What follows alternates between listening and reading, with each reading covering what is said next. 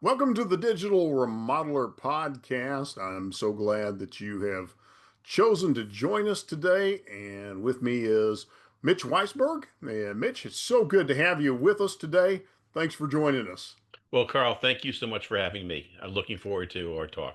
I think it's going to be a great conversation. And give us a little bit of your story before we dive into our topic. We're going to be looking at some leadership discussion today, but let's hear a little bit about your story first.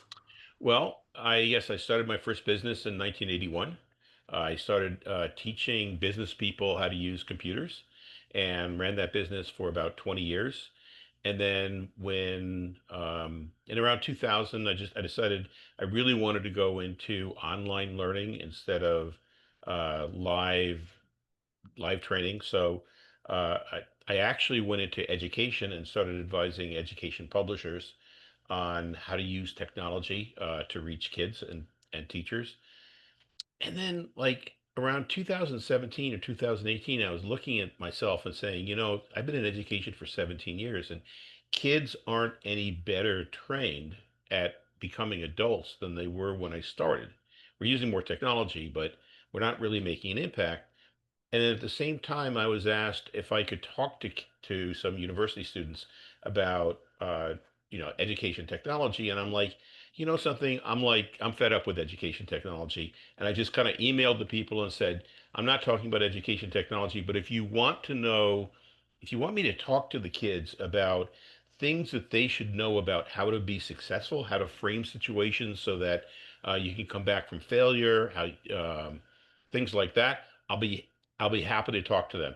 And so we agreed that I would do a 2-day workshop.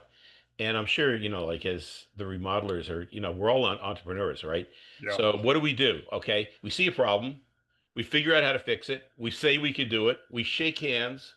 And then it's like, oh my gosh, now I've got to do it. How am I going to do that? Right. And so I had 5 months. And so I ended up reading like 10, 11 books on all these different topics about, economics, psychology, neuroscience, cognitive learning, all these different things. And everybody seemed to have a slice on how to think about situations, but nobody seemed to be putting it together. So that's what I tried to do is pull together at the time a 2-day course on, first of all, how do you access the most resourceful parts of your brain? Secondly, when how do you prepare for situations where the first thing you do isn't going to solve the problem, and you're tempted to think that you're a failure, or you're tempted to fight with everybody about, I have the best way. No, I have the best way. And then the third is, how do you deal with all these other people who, they may be clients, they may be coworkers, they may be family workers, family you have to have relationships with. How do you deal with them when they get in the way, when they disagree with you, when they try to compete with you, and yet you still have to figure out ways of moving forward. So I use those three elements in the course, and so I'm teaching these college kids, 18, 25 years old, and at the end of the 2 days, they stood up and cheered. And it was like, this is something that people need. And so that was 2018. It's now what, 2025. And I've been moving over from education publishing to focusing on mind shifting. And so really the last 3 years, that's what I'm focused on is, how do you think in order to be successful? Fantastic. Well, and this is a great topic for us because, what we're going to get into today is, leading without going into survival mode. Right. And, that's just one of the critical things I think any entrepreneur has to, work through. Yep. So you've coined this concept and you brought it up here in your intro called mind shifting that blends neuroscience with leadership. And so, for our audience, can you briefly introduce what mind shifting is and why it matters for an owner who's gone from, being a craftsman, a one-man show, to now being the CEO of their company?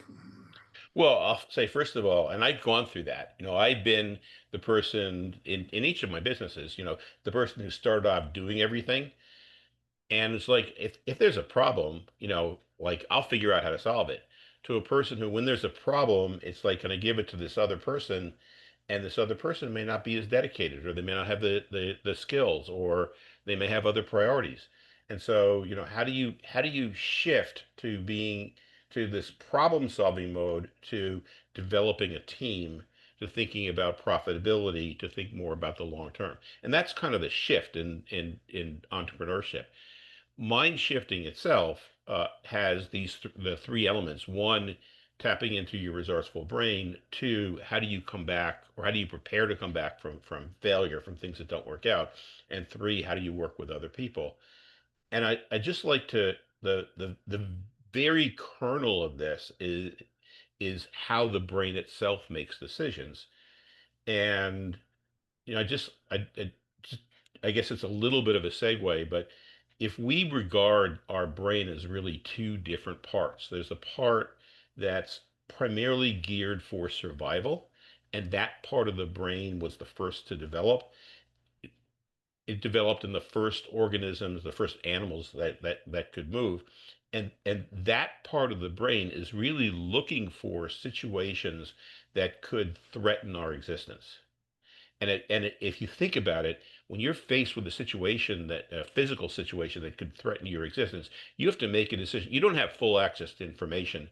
You have to make a decision quickly, and you have to focus your whole body on that. And so that part of the brain is geared to take in, with very little information, assess whether something is dangerous, come up with an action, and then focus you on it. And then when we started evolving as mammals and hominids and human beings, we started developing this part of the brain that kind of surrounds the rest of the brain, the cortex. And specifically in humans, the area in the front of that called the prefrontal cortex. That's the part that we like to think is making all the decisions. That's the part that thinks creatively. That's the critical thinking, emotional regulations, emotional regulation, empathy with other people. All those things that we like to think of human are in that front part of the brain. But when the limbic brain, which actually makes decisions in like 2 or 3 hundredths of a second, when that assesses a danger, it comes up with a decision and then it floods our brain with stress hormones so that we're really focused on, well, I've got to run away. I've got to fight. I've got to freeze, whatever the reaction is. So it focuses our whole organism on that, including the prefrontal cortex. The prefrontal cortex then doesn't have access to its full powers. It's just like, how do I do what the limbic brain has already decided to do? You know, that works really well when we're in real danger. But that part of the brain that says that we're in danger, it can't differentiate between something that just makes us a little bit uneasy, like I'm not sure how to do this, versus something that's going to kill us if we don't fight or run away. And so that's the problem with modern society today is we and entrepreneurs what we face in business is we're constantly facing things that make us feel anxious or fearful.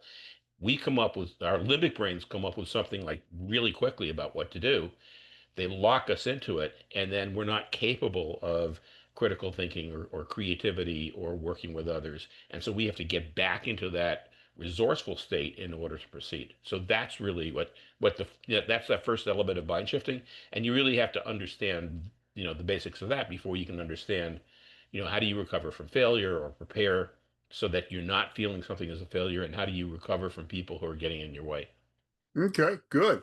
Yeah, and so you talked about that. So this natural response of the Hmm. limbic brain is this survival mode, and because of that, there's some automatic responses that kind of come about because of that. And you talk about five automatic responses that Yeah. a business owner tends to default to Hmm. when they're under stress. Could you elaborate on those a little bit? Sure. And I'm going to actually remove the when you're under stress part of it also. Yeah. Because when you're under stress, there's three prime ones, the three survival ones, fighting, fleeing and freezing. I mean, that's like total 100% limbic, like what I'm in danger.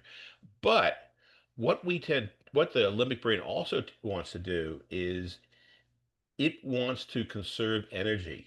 And so it's looking for things that you already know how to do. So if you're a great practitioner, like you know how to put up drywall, you know how to repair pipes, whatever it is that was your specialty, and a problem comes, it's going to give you the solution and you're just going to lock into that solution.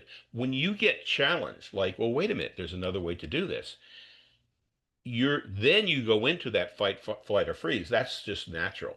So, so when you become really, really good at something, it becomes almost a weakness because you're so good at it and you're so quick at it that you can't then think of like, well, what are some other ways of doing this? Because it's not just me doing it now. I've got these other people. They may not be as fast as I am. They may not be as good as I am. And then so that's the second thing is relying on habits or things that we're fluent on. And then the fifth natural reaction of the limbic or the survival brain is going along with what other people are doing. And I would say, probably as an entrepreneur, you're doing that a little bit less because you're not just going along with what other people are doing, but you may be going along with what other entrepreneurs are doing. Mm. Or similarly, when let's say you're talking to clients and you have, your limbic brain is saying, well, go along with them, go along with them. And they're saying, something, you said that this is going to cost $150,000 in our budget. Like we really want to do it. And you're a good guy. Can you just do it for 100,000? And you realize, you built in a little bit of extra padding. Like if everything going right, then 100,000, you still might get 20 or 30,000 profit. And so if you haven't pre-thought how your responses are going to be, your tendency is like, oh yeah, yeah, yeah. Something. I am a nice guy. I'll just go along with 100,000, and then lo and behold, you find out that the house was built in the 1930s, and it's not structurally sound in a few areas, and there's the pipes are linking, and you open up the wall and you see what's going on, and it's like, oh my gosh, I committed to $100,000, and what am I going to do? So those are the five: fight, flight, and freeze, which are kind of your danger responses. Habits, which can get you into the things that you've always known how to do, and going along with the crowd because you have this urge, to solve problems for people and please. Oh, that's great. So, when we talk about, kind of getting away from this, obviously we want to start to move into resourcefulness. And, Hmm. you talk about unlocking cognitive capital. Correct. And so we, first of all, I think first and foremost is just recognizing the survival mode. But then after you recognize that, um, how does that help the entrepreneur start to unlock their resourcefulness and their creativity and regulate the Mhm. emotions and all of these other things that they really need to start tapping into? Well, I'm sorry because once you're in saboteur mode, you're stuck. You're just going to be failure the rest of your life, and there's nothing more you can do. Hmm. That's it. Yeah. Yeah. No, I'm just kidding. So, so yes, you brought up like the first step is recognizing it, and there's actually four, four ways of doing it, three ways of doing it yourself. The first method is the self-awareness. Okay, when you can recognize, oh my gosh, I'm doing this because I've always done this, or I'm doing this because I want to go along, or I'm angry at these people, and so therefore I'm in limbic mode and I'm not resourceful. Okay, sometimes that's just enough. I know, there's times where I say, oh my gosh, I'm doing it again. I'm um I'm in limbic mode, and that's enough, and I can become resourceful. Okay, so that's the first method. The second method is positive self-talk. Now, positive self-talk, we think of it as like, oh my gosh, I'm so far behind. I just have to work harder. I just have to get other people to work harder. That's not positive self-talk. That's like talking yourself into getting more and more limbic, right? Positive self-talk is something that opens you up. So a positive self-talk that you might do is like, well, I wonder if there's another way to do this. Okay. I wonder, I didn't think I could do this, but I wonder if I could find a way to do this. Or, they want it done for $100,000. Let, I can't, I don't think that I can do all the things that I said that I would do when I quoted them $150,000, but let me just see from them what's most important to them, and maybe we can come up with something that is profitable for $100,000. So positive self-talk is talk that opens you up to other possibilities.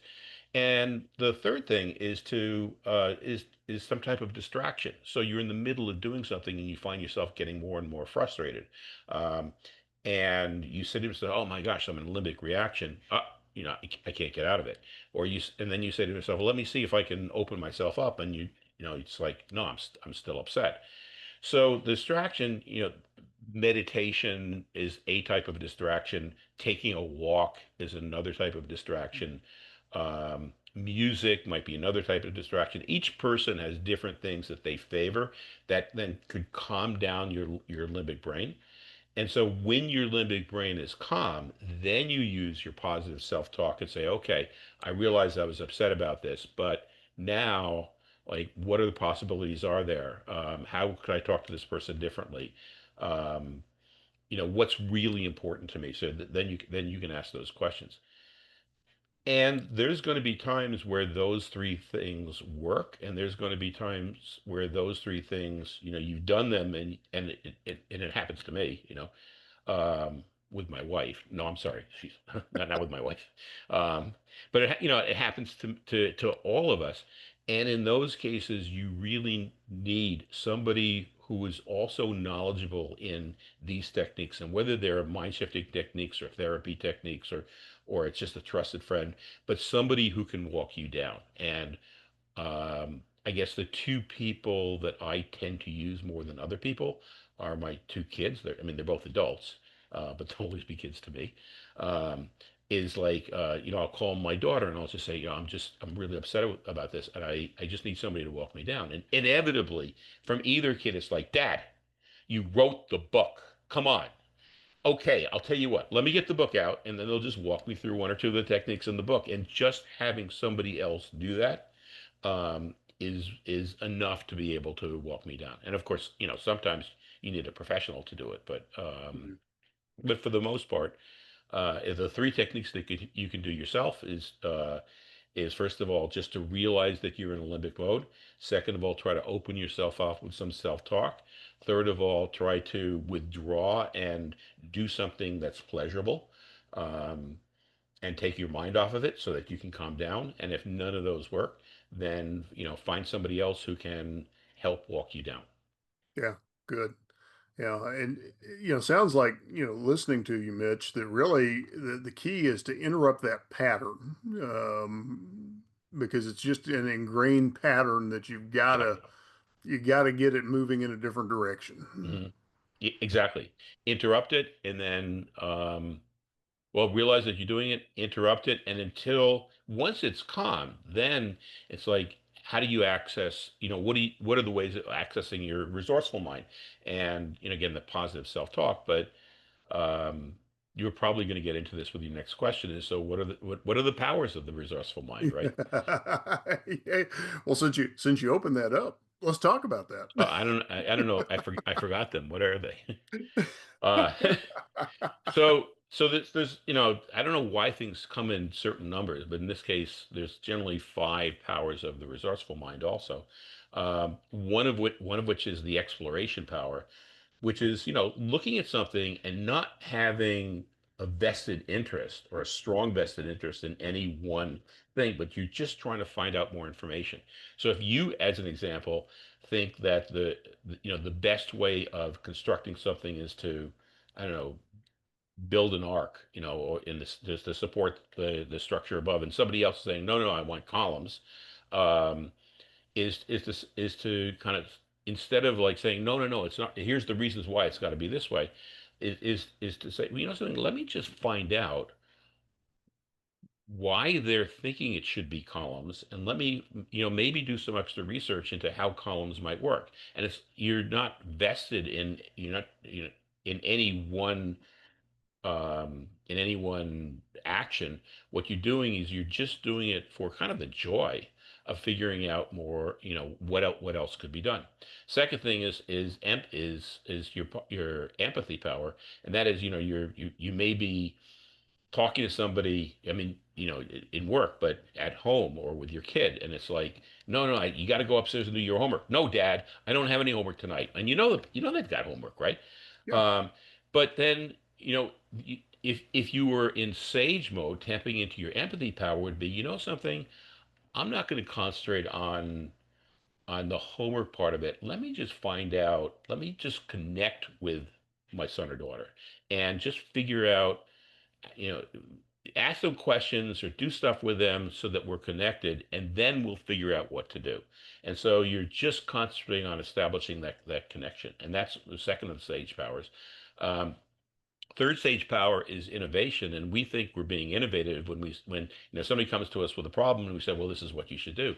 But the innovation power is really it's related to exploring, but it's also working with other people to come up with new things to do. So a person might come to you with an idea, and you can see, like, oh, I think on this job that we should use XYZ paint, and that paint is not, it's not going to stand up. It's not going to work. But and if you start talking to them about, oh no, we should be doing this. We should be using wallpaper. We should be doing this or whatever. If instead, if you say, well, something, eh, you find a way to find something about their idea that you like so that you can build on it. And so that's how you build that innovation power. Like you might say, what I like about that idea is it's something new. And I'm just wondering, that paint really isn't designed for this type of environment because it tends to blah blah blah. I'm wondering what we can do about that. And so you're building solutions rather than fighting over solutions. So that's the innovate power is the third one. The fourth power is what's called navigation, which is to figure out what's really important. So a person comes to you and says, I think we should do it this way, and you're thinking, God, that's stupid. I can't believe they're. But on the other hand, the navigate power would have you say, something, what's really important here, and maybe what's more important than for them to do it absolutely, the right way, your way on this job. Maybe the important thing is for them to learn from their mistakes. And I'm not saying that that is the right way, but if but the navigate power is to think, what's the most important thing? What do I want to end up with this? And if you want to end up with a person who is fully trained, as in this case, is then just telling them what to do probably doesn't get them there. But you can come up with other ways that actually solves the problem in the long term and doesn't hurt them and allows them to learn. So that third power is navigate to bring everything back to what's really important. And then the fourth one is focused action. Focused action is when you come up with things and you're also thinking through not just we should do this, but you're thinking through, something, what might go wrong so that I could prepare for it. And what else could I do so that I'm not just automatically choosing one thing, but I'm actually making a choice instead of just a reflex. Yeah. So focused action is preparing in advance for things that could go wrong, so that you're prepared when on two levels. One, when things start going wrong, is you have other things that you can do, and it's also being prepared so that when your own brain starts telling you, see, I told you couldn't do this. You insisted on doing it, but I told you couldn't do it. You're never going to amount to anything. Is to be able to say, something, I'm prepared because I knew the first thing that went wrong, my brain was going to start attacking me, but I'm not going to listen to it. You go back to sleep. I'm going to find a way. So focused action is being prepared for what your own brain is going to do to you, and also what circumstances are going to come up that you didn't expect. Mm, excellent. And when we talked, in our pre-interview a week or so ago, uh, we talked about the term grit, and in the entrepreneurial world, everybody thinks, oh, grit, determination, gut it out. Hmm. Um, so when does grit help, and when does it become a trap? that blocks smarter, more adaptive leadership? That's such a good question because it's so hard, and we're so conditioned to think of grit and perseverance. This is, I just have to work harder, right? Gee, I just need to put in 2 more hours, or I just need to get these people to work harder. And grit tends to work in the short term, but grit always requires energy, and at some point you run out of energy. And so, and grit is a way of kind of challenging your limbic system to keep going and with whatever your focus is. If you can, if you can think through that, remember that fifth step, that focused action. If you can be thinking through, um, let me think of a couple things that could go wrong. Then you're probably avoiding the need for that grit. If you can if you can relate back to that navigate power, it's like, I just don't want to do this. I keep on postponing it. I don't know why. I have to file the paperwork for this job, but I just keep on. I'm not doing it. I'm scrolling on my phone, or I'm calling people instead of doing this work that I know that he should be doing. Well, that's probably a sign that um, there's some part of you that's resisting it. So maybe opening yourself up with like, well, what would make this fun?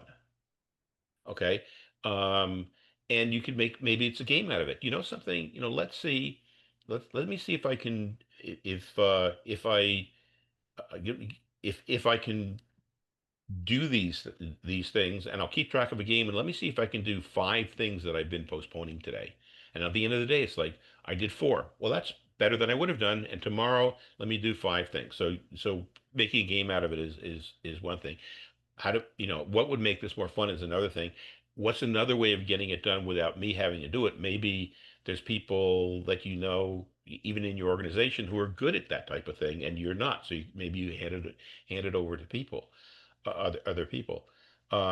Thinking about, well, something, is it really that important? Because maybe in your mind you're thinking, I have to do this, and when you really think about it, it's like, something, I don't really have to do this. If this doesn't get done, nobody's going to care. Let me go on to something that's more important, and to go back again to that navigation power. It's like, well, what are the things that really are important that I do, and what are the things that, something, if I don't do them, it's okay.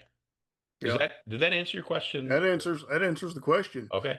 We kind of delved into this a little bit, of not being locked into your answer is the right answer. But obviously, for an entrepreneur, you're dealing with customers, you're dealing with employees. There are times where that interpersonal conflict is going to come up, but you're going to have to make the decision and move forward with that decision. How do you preserve unity? How do you keep things harmonious when you have to make those tough decisions, um, and yet preserve trust, preserve motivation, preserve morale, Mhm. but not get so locked into a mindset that you're inflexible? Well, so one side of the answer, and there are 2 sides. So one of these is going to piss everybody off. So, some people are going to get pissed off at the Well, first one. Some people are yay! going to get pissed off at the second one. Okay. So the first one is that if everybody that you're dealing with thinks that you're being this like dictatorial, authoritarian person, then you probably are too often, coming to, this is what we have to do, and you have to go into it. So it's to kind of think about, are these situations really such that I have to make the decision, or are these situations where there may be multiple answers and there's trade-offs, but it could be one of many things? Or even, is this the type of thing that nobody really knows what's going on, and we just have to try a couple things and see how they work? And maybe we'll try something from me, maybe we'll try something from somebody else. Even though I don't think it's going to work, it's going to give us some information. So the first the one side is, maybe you are being a little bit dictatorial there. Okay. But the other thing is, like, there actually absolutely there are times where a decision has to be made, and you're the one running the business, or you're the one of the two people running your household, and you have to make the decision. There's ways of communicating that decision in ways that absolutely get people angry, or get them to be quiet and just comply with it, but not really full-heartedly. And there's ways of communicating it that kind of build teamwork. And so, a way of communicating it and still building teamwork is, something you've had some good ideas around this, and we could spend more time analyzing, and there's a lot of things we can do there. I understand we all understand that there are times where I have to make the decision, and I know that when I make the decision, sometimes it's going to get people angry. And if I were in your position, and my boss was making this decision that I thought was wrong, I would initially be angry also. And I still value you as a worker. I still value you as my son or daughter. I still value you, as my friend, you know, even though I'm making this decision, and even though you're angry with me, you have every right to be angry with you. Still, I've heard all the arguments. I have to make a decision. I may be wrong. This is the decision, and I hope that you can fully embrace it. If it's a family, you're gonna, with if it's your child, you're gonna communicate it a little bit differently than that. If it's a coworker, it's like, so, can I, but if it's your coworker, can I get your full commitment that, we're gonna go ahead this way, even though I know that you really had your heart set on a different way. Mm. Now, if the person says no, then that tells you a lot. And at some point, you have your choice of further pursuing what their reasons are, or you the choice is at some point saying, well, then maybe this isn't the right place for you. Okay, um, but when you're showing empathy to another person, that builds respect from them to you, and their brain also wants to copy that mood that you're showing. You're showing that you want to connect with them. Their brain can't help but also want to connect with you, and you're much more likely to get a positive response to those decisions if you can deliver them with empathy. Excellent. Now, Mitch, you've shared with me, when we first talked, you've got a bold mission to help 5 million people Hmm. build better leadership, better collaboration skills. So let's talk about if even a fraction of those 5 million people adopted some of what you're teaching, how would that radically change what we see happening in just, our workplaces and our work sites, and how would it change the way people are interacting today? Well, I when I first started teaching this, I was and saw how it changed people. I was thinking, well, I'm making a change in each person and how they're approaching their situations. And at the same time, I'm looking at our world and society today, and I'm seeing we're faced on with some momentous problems as a planet, as a country, and in our communities. And in 30 years, we haven't really made any progress towards solving those. And I'm thinking that if people understood that when they're in this limbic mode, when they're in fight flight, when they know how to tap into their resourceful parts of the brain, if they learn how to look at situations so that they're prepared for the first things not to work, and to take that information as feedback so that they could continue to move forward. And if they're prepared to learn how to know how to collaborate, even with people who disagree with them, even if they're people that they don't like, I can see not only are they going to live happier and more productive lives, but they're going to start showing the way, and figuring out how to solve all these issues that we face. And as a society and as a world, we're going to get better. And that's really what my mission is. And that mission, I mean, 5 million people is obviously is arbitrary, but there's 8 million people on the planet. You need something for critical mass. So I'm going to start with 5 million. And if it turns out that we hit 50 million, I'm okay with that. Very good. And for our listeners, what's one simple daily practice that they could start doing right now that would begin to shift from that survival mindset and state to strategic leadership? Well, I think one of the things that people can do, it's a technique called the emotional cookie jar, and I love this. It's like sit down and come up with five things that you've done in your life where you almost quit, and you were at one point sure you weren't going to be able to to continue, and then think back through, what is it that turned you around, and how did you feel when you completed that, and then just make a list of those five things. Now, the next time you start in a situation and you're thinking like, I can't do this, I don't know what to do, pull out that list and just say, and it's going to remind you, something, I've been in this situation before. There are times where I doubted myself, many times where other people doubted me, and look, times or seven times in my life I overcame that, and look where that's got me, and this is just one more time. And if you can do that, boy, I think that's a critical leadership skill. And if you can help your people do that, then you're showing them that you care about them, and you're helping them with their lives also. Excellent. Well, Mitch, this has been a great episode. Where can our listeners find your content, your books, your courses, articles, or where can they connect with you if they want to take the next step on this journey? Well, my website is mindshiftingwithmitch.com, and from that website, there's as we're talking today, there's one book out, and that's on that first element, the resourcefulness element, by November 1st. No, in that time frame. The second book will be out, which is on conflict and collaboration, that you can also find on the website. And basically, both books you can buy on Amazon. I do give live tech classes, so people could sign up for a live class. Again, the links are on my website. And I have a newsletter that's free, so you can get the newsletter on my website. And I try to do at least one article a week on tips, practical things that people are facing, and how they were able to become more resourceful and resilient or collaborative, and use some of the mind shifting techniques. Fantastic. Well, Mitch, thanks for joining us today. And to our audience, thank you for tuning in to the Digital Remodeler Podcast. And we're glad to have you today and look forward to having you tuning in for our next episode.